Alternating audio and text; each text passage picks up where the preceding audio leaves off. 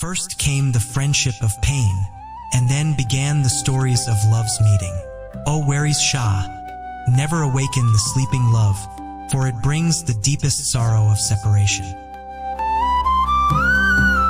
In the heart of Punjab, where the golden fields touch the horizon, and the river Chenab hums softly in the wind, there lived two souls born for love, bound by destiny, Heer and Ranjha. Their story is not just about love, it is about pain, rebellion, and immortality.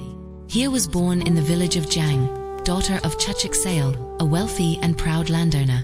From her childhood, Heer was known for her beauty and grace. Her eyes held the calm of the river, her voice the melody of spring. Everyone in Jang admired her, yet none dared to dream of her.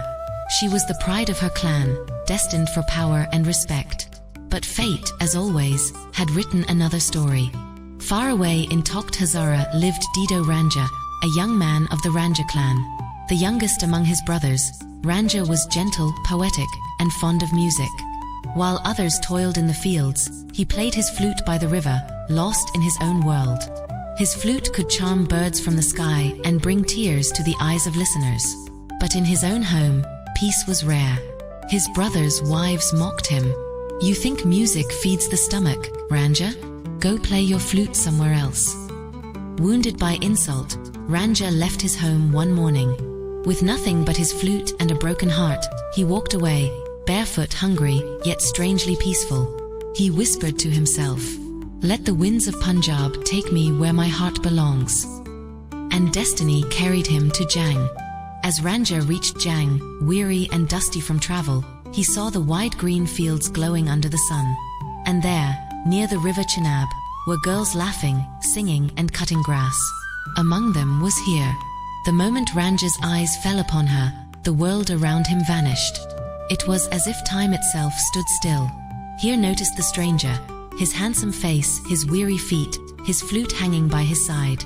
She turned to her friends with a teasing smile. "Who is that traveler who stares as if he's seen paradise?" One friend whispered, "He's a wanderer from Takht Hazara. They call him Ranjha."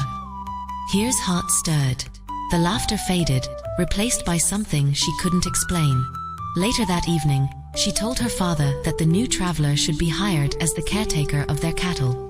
Ranjha, grateful and humble, accepted the offer, never knowing he had just entered the garden of his fate. Days turned into weeks. Every morning, Heer would bring food to Ranjha in the fields. Every evening, his flute would sing her name across the meadows. The cattle grazed calmly, enchanted by the music, and so was Heer. One afternoon, as the sun melted into gold, she said playfully, "Your flute has stolen even my father's buffaloes, Ranjha." He smiled and replied, "And what about your heart, Heer Sale?" She turned away, blushing. Her silence spoke the truth. Their love grew in secret, hidden behind songs and whispers. The villagers talked, but Heer cared little. For when love is pure, shame becomes meaningless. But not everyone was blind. Heer's uncle, Kaido, a cruel and jealous man, watched them closely. He despised Ranjha, the poor wanderer who dared to love the daughter of Siles. One night, Kaido went to Heer's father, his voice dripping with venom. "Chachik, your daughter has stained your honor. That flute player has bewitched her." Chachik's pride turned into fury. He stormed into Heer's chamber. "You have brought shame upon our family," he shouted. Heer stood tall and fearless. "Father, I have done no sin but to love. If love is shame, then let the world judge me." But her courage only deepened his rage. Ranjha was beaten and driven away. Heer was locked in her room, guarded day and night. That night, Ranjha sat by the Chenab, tears mingling with river water. He lifted his flute, but no sound came. His music had drowned with his hope.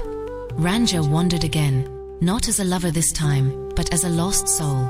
He walked through forests, deserts, and shrines, seeking peace but finding only pain.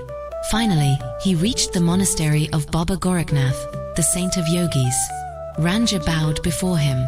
"Teach me how to forget, Baba. Teach me how to kill this love." The sage smiled. "Love cannot be killed, my son. It is divine fire, it burns you clean."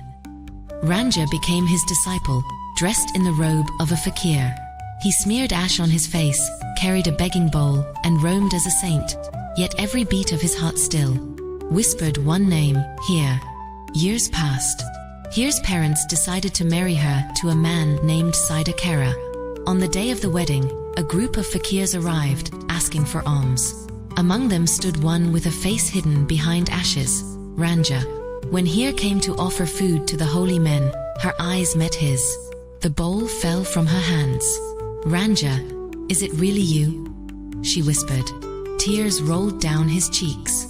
Even time could not turn my heart away from you, Heer. They talked secretly, planning to escape. The next night, under the moonlight, they ran away, hearts pounding, hands trembling, chased by destiny. Their love became a storm. Families clashed, villagers gossiped, and the lovers were hunted. Finally, after endless wandering, Heer's parents pretended to forgive them. Come home, they said. We accept your love. Heer and Ranjha returned, tired but hopeful. They believed the pain was over. They dreamed of a wedding blessed by all. But the poison of hatred still flowed in Kaido's veins. On the wedding day, the whole village gathered. Dolls echoed, women sang, and Heer sat in her bridal dress, radiant like dawn. Kaido, her uncle, entered quietly. He carried a small vial, poison. He poured it into Heer's sweet dish. His face showed no remorse. Heer, unaware, took her first bite. Within moments, her vision blurred, her hands trembled. Ranjha rushed to her side, fear tearing through him. Heer, what's happening? With a weak smile, she whispered, They've poisoned me, Ranjha, but love cannot die. Ranjha held her tightly. Tears streamed down his face. Then let me die with you, my love. He took the same poison sweet and ate it. Heer smiled through her pain. Now nothing can part us, not even death. When the villagers found them, the two lovers lay still, side by side, faces calm as if asleep.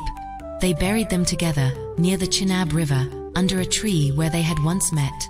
Years passed, centuries changed, empires rose and fell. But the lovers of Jang never faded from memory. Every time the wind blows over Punjab's fields, people say it carries the whisper of Heer's name. And when the flute echoes at sunset, they say it is Ranjha's soul, still calling for his beloved. They were not just lovers, they were a flame that refused to die. Their story lives in songs, in poetry, in the very soil of Punjab. Because true love, once born, never fades, it only changes form. Some love stories are written on paper, but Heer and Ranjha wrote theirs upon the heart of time itself.